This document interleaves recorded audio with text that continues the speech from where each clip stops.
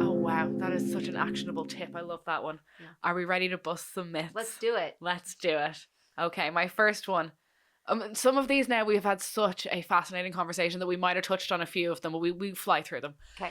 Eating late at night will make you gain weight. Yes, true. Oh, because I had an expert who came on and said 100 calories at 8 p.m. is the same as 100 calories at 8 a.m. I don't agree, but I will say Ooh. truth with the caveat that what about that person who has a fire metabolism Yeah. and they're underweight? They're going to eat something right before bed, fall asleep, and wake up and be absolutely fine. My daughter eats a banana right before bed. She's in this habit, which would destroy my digestive system and any weight loss goals that I would have. Yeah. So again, I said, this biochemical individuality, and I sound like a broken record. It's really That's true. true. It's true. For the most part, the truth here is that your digestive system and metabolism are weakest at night. Your body is preparing for sleep. Just for good old-fashioned health and forget weight loss, you really don't want to eat before bed. Okay. Unless there's a specific reason you're pregnant and you're trying to keep blood sugar, you're a child, or you're underweight and you're trying to put on weight. But I don't think it's a good practice at all to eat before Great you fall asleep. answer. I love it. It's better to wait until after the holidays to begin a health and fitness program. Yeah. True. Just kidding. I like people starting when something's hard because there's always going to be something hard. I hear all the time, such a good tip. Oh, I don't want to start now. I have a birthday, anniversary, friend's birthday, vacation, holiday.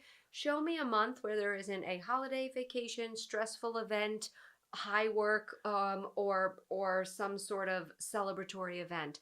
So you have to learn how to practice getting through those hard moments. So start when it's hard. The desire to start because it's always going to be hard. Wow. Yeah. I love that. Okay, these items break my fast. Chewing gum, coffee, water, 0-calorie drinks. This is very controversial. Okay. So, if you are a hardcore faster, you are going to say that anything other than water breaks the fast. Okay. I am not someone who feels that we need to live by that sort of standard. So there's another thought process that anything under 50 calories. Okay. Or something that is pure fat that doesn't raise blood sugar, because how the body knows it's no longer fasting is an increase in blood sugar. Oh, that's interesting. But I hadn't heard that. you could argue if someone has caffeine and it stimulates adrenaline or cortisol that your blood sugar would rise as a response to cortisol, because insulin and cortisol piggyback each other. So I say 50 calories or less. This is why people put butter in their coffee or ghee or MCT oil, fat bombs, because it mimics a fast to the body, but gives you calories so you can fast for longer without feeling hungry. That's I never knew the reason. I was like, that's gross. I never knew there was a reason for it. Doesn't spike blood sugar. Okay. Protein will increase it a little bit, and carbohydrates are what your blood sugar responds to. Okay. So when you take in fat, and ghee or butter is rich in butyric acid, which is really healthy for the lining of the gut. Okay. MCT oil or coconut oil has a strong fat-burning and antibacterial and antimicrobial property.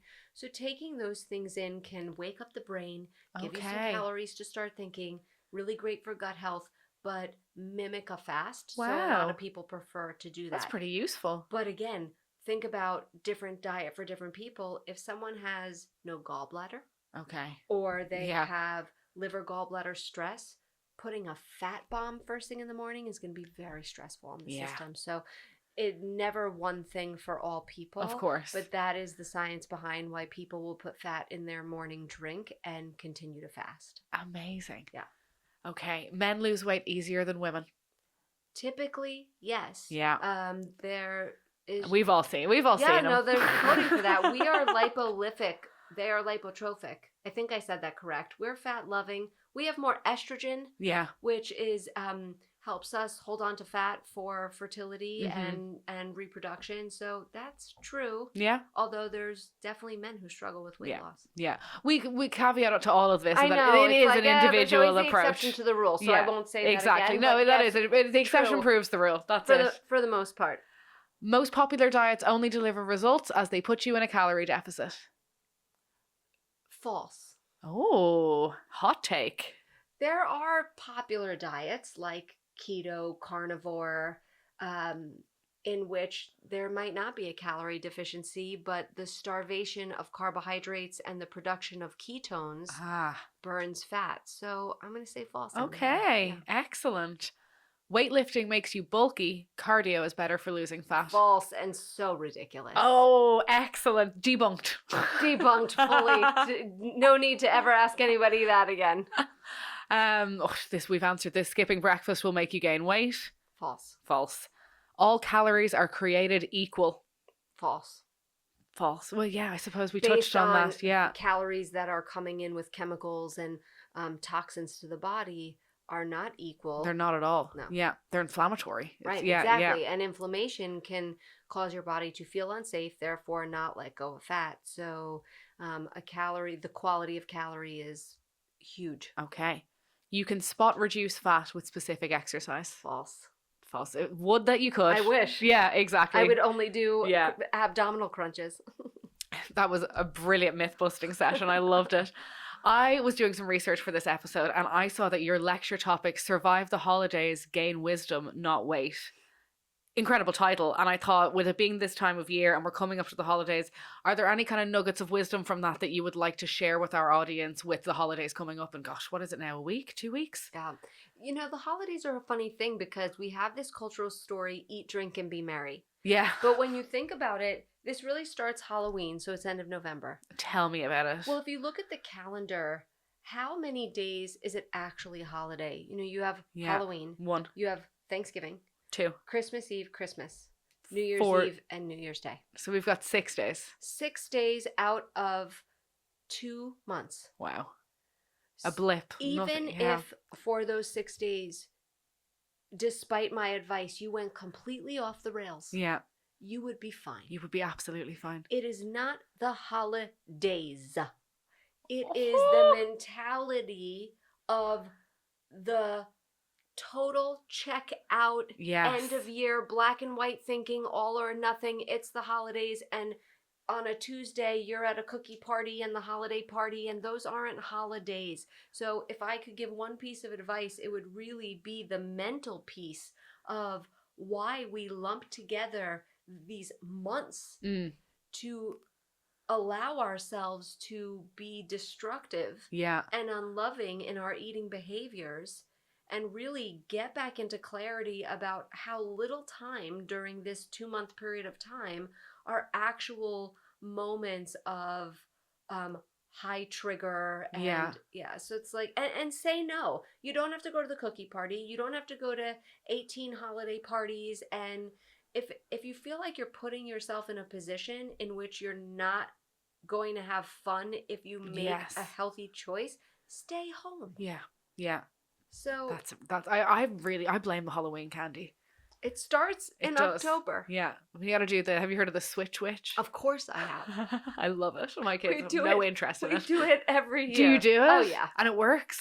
Oh yeah. You gotta start them young. Switch Witch's text You're so smart, because I hate that Halloween for candy is still in my pantry. It's like the elf on a shelf for Halloween. Yeah. My Halloween candy is still in my pantry, and I keep threatening to bring it into the office to the guys. I'm like, you guys need to eat this. I can't have it there anymore. It's so funny. My dad actually came over from Ireland to visit, and he has I have other brothers and sisters that are kind of little, and they American candy, they are like, eyes light up. They want it so bad. And I was like, let me fill you up a Ziploc bag with all this trick-or-treat candy. I got rid of it. Yeah.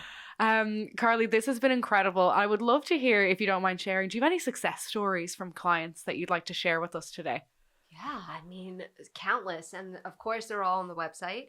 But the success stories that mean the most to me is when my clients are surprised that not only did they achieve their goals, their initial goal, but that their whole life changed, their marriage changed, their wow. job success changed, that like who they are and that their That's quality really of life is so much higher. And so there's this term among practitioners that we always say, which is, you know, give them what they want, but secretly give them what they need. Oh, so wow. what people come in asking me for what they want, to lose weight, to, you know, like poop every day, to feel good in a bathing suit, to sleep well, to have less anxiety. But so I give them that, you know, I help coach them. I don't give it, they do it. Yeah. I provide the space and tools for which they can achieve that. But what we all need is a higher quality of life.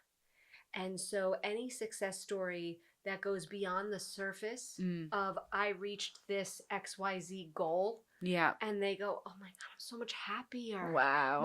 My life is better. That to me is like chef's kiss. That is incredible. Yeah. And finally, if somebody was to take something away from this podcast, what would be the one piece of advice you would really want to resonate with them? If you're struggling to achieve something in your health, you need to look at the gap between what you want and what you're doing, and that is between the two ears. That is the mind.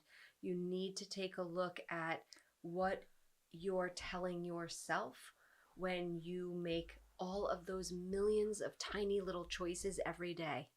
And to not do it alone. It's like we're trying to do this alone, or do this based on what we're seeing on Instagram and social media, or follow what worked for our friend. Like, you are unique. If you're struggling and you have the resources, reach out to someone like myself, my team, or someone you know that's close to you, and get help.